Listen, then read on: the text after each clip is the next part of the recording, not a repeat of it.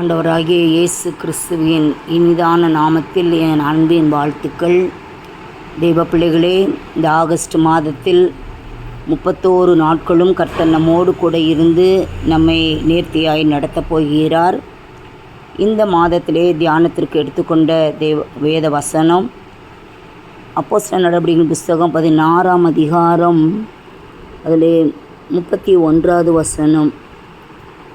கர்த்தராகிய இயேசு கிறிஸ்துவை விசுவாசி, அப்பொழுது நீயும் உன் வீட்டாரும் ரட்சிக்கப்படுவீர்கள்.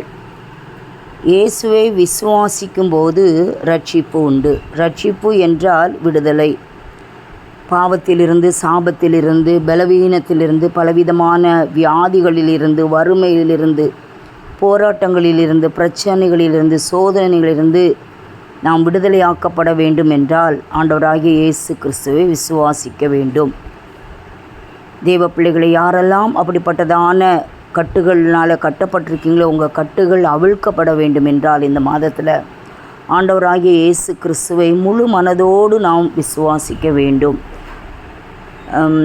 யோசுவாவின் புஸ்தகம் 24ஆம் அதிகாரத்தில் 15வது வசனத்தில் யோசுவா இப்படியாக சொல்லுகிறான்: நானும் என் வீட்டாருமோ வென்றால் கர்த்தரையே சேவிப்போம் என்று. நானும் என் வீட்டாருமோ வென்றால் கர்த்தரையே சேவிப்போம் என்று யோசுவா கூறுகின்றான். யோசுவாவை பற்றி உங்கள் எல்லாருக்கும் நன்றாகவே தெரியும். அப்போஸ்தலர் 16ஆம் அதிகாரத்துக்கு மீண்டுமாய் வருவோம். 16வது அதிகாரத்தில் இந்த வார்த்தையை சொல்லுவது அப்போஸ்தலனாகிய பரிசுத்த பவுல். எப்படிப்பட்ட சூழ்நிலையில் இதை சொல்கிறான் அப்படி சொன்னால், உங்களுக்கு இந்த சம்பவம் எல்லாரும், கிறிஸ்தவர்கள் எல்லாரும் அறிந்த ஒரு சம்பவம்.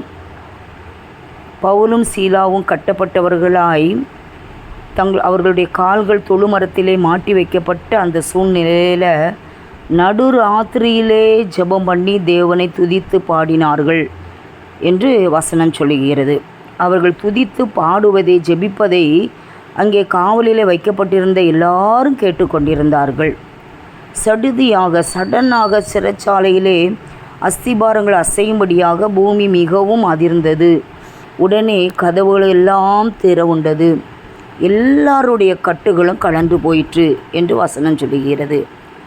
எனவே அந்த சிறைச்சாலையை காவல் காத்து கொண்டிருந்த அந்த சிறைச்சாலைக்காரன் நித்திரை தெளிந்து, என்ன கதவுகளெல்லாம் திறந்திருக்கின்றன, கட்டுண்டவர்கள் எல்லாரும் ஓடி போயிருப்பார்களோ என்று தனக்குத்தானே அவன் எண்ணிக்கொண்டு பட்டயத்தை உருவி தன்னை கொலை செய்து கொள்ள முயற்சி பண்ணுறான்.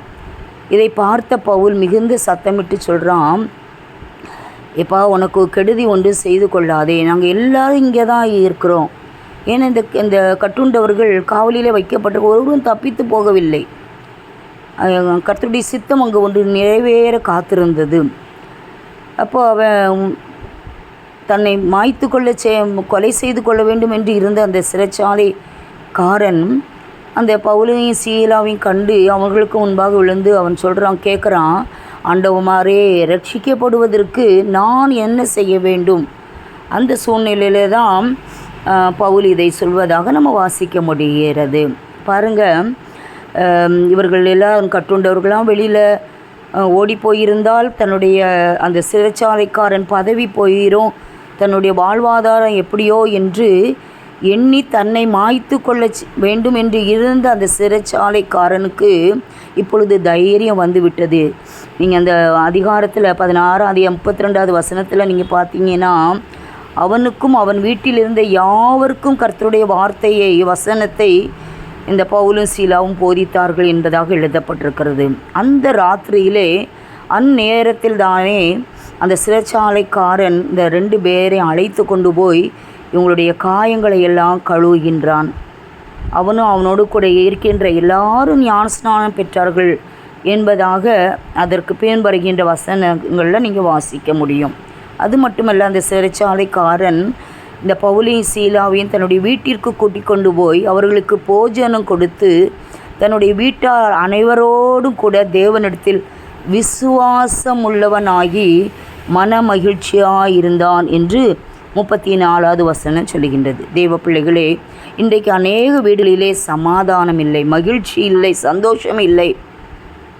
ஆனால் இந்த மன மகிழ்ச்சி, இந்த சந்தோஷம், சமாதானம் நமக்கு வேண்டுமென்றால் நாம் தேவனிடத்திலே விசுவாசம் உள்ளவர்களாக இருக்க வேண்டும். இந்த விசுவாசம்தான் கிறிஸ்தவர்களுக்கு மிக மிக முக்கியமான ஒன்று. ஏன்னா நம்முடைய ஆதி தகப்பன் ஆபிரகாமை எடுத்துக்கொள்ளுங்க. அவன் தேவனை விசுவாசித்தான், அது அவனுக்கு நீதியாக எண்ணப்பட்டது. அவன் விசுவாசிகளின் தகப்பன் என்று எழுதப்பட்டிருக்கிறது. இன்றைக்கு நிறைய கிறிஸ்தவர்கள் வேதம் வாசிக்கிறோம், ஜெபிக்கிறோம், ஒரு எல்லாம் செய்கிறோம். ஆனால் ஒரு வியாதி என்று வந்துவிட்டால் உடனடியாக அநேகம் பேரை நான் பார்க்குறேன், உடனே ஆஸ்பத்திரிக்கு தான் ஓடுறாங்க. அந்த 12 வருஷமாய் பெரும்பாடு உள்ள ஸ்திரீ, அதில் வேதம் சொல்லுது, தன் ஆஸ்தி எல்லாவற்றையும் செலவழித்த பின்பு தான் இயேசுவிடத்தில் வந்தாள் என்று சொல்லி. அருமையான தேவ பிள்ளைகளே, இந்த சம்பவங்கள் எல்லாவற்றையும் பலமுறை வாசிச்சிருக்கிறோம். ஆனால் இன்றைக்கு நம்ம இடத்துல அந்த விசுவாசம் இல்லை. விசுவாசம் இல்லாமல் தேவனுக்கு பிரியமாக இருப்பது கூடாத காரியம் என்று கர்த்தருடைய வார்த்தை சொல்லுகிறது. எனவே கர்த்தரை அதிகமாய் விசுவாசிப்போம்.